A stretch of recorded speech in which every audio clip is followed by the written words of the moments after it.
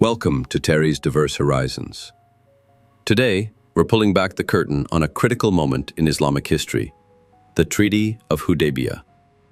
Some claim it's a peaceful gesture.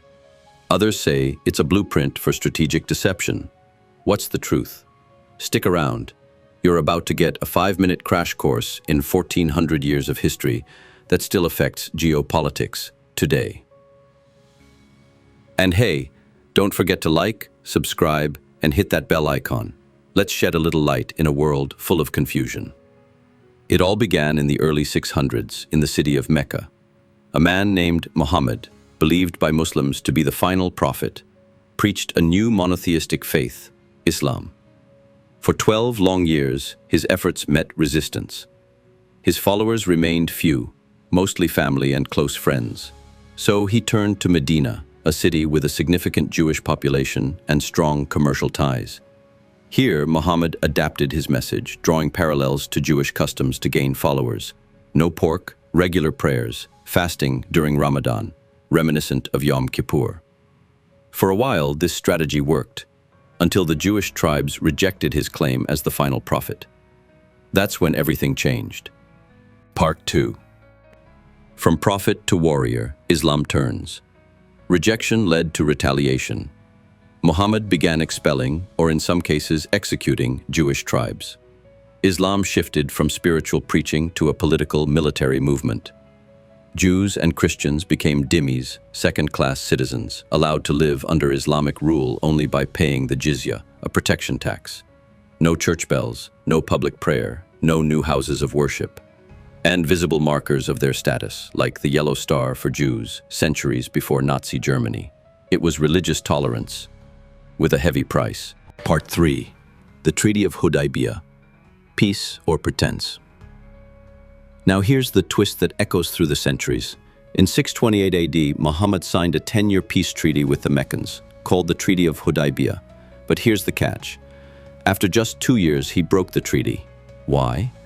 Because during that truce, he built his army, and once strong enough, he struck, catching Mecca off guard and capturing the city in a single day. The lesson? To some, it became a model of tactical deception. Sign peace when weak, break it when strong. Modern analysts argue this tactic has echoed into recent times.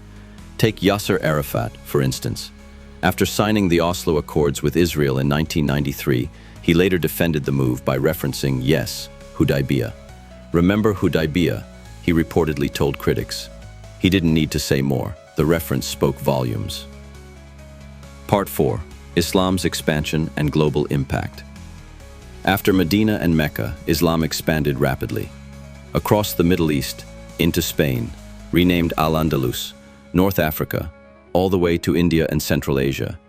By the 1600s, the Islamic Empire had stretched farther than even Rome, but eventually it stalled, stopped at the gates of Vienna in 1683. Ironically, on a date that still resonates, September 11th.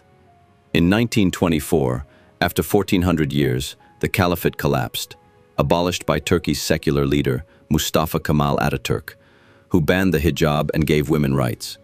But it wouldn't be the end. Part 5. Oil, Revival, and Radicalization. Two major events sparked a revival. Oil discovery in Saudi Arabia, giving Islamists unprecedented wealth. Ayatollah Khomeini's rise in 1979, providing ideological power. These embers gave rise to groups like Al-Qaeda and ISIS, who don't see themselves as revolutionaries, but restorers of the caliphate. They cite Hudaybiyah as strategic wisdom. They invoke taqiyya, the concept of religiously permissible deception in war. To the West, it's manipulation. To them, it's method. So, when Western nations sign treaties with regimes like Iran, some argue we're missing the context.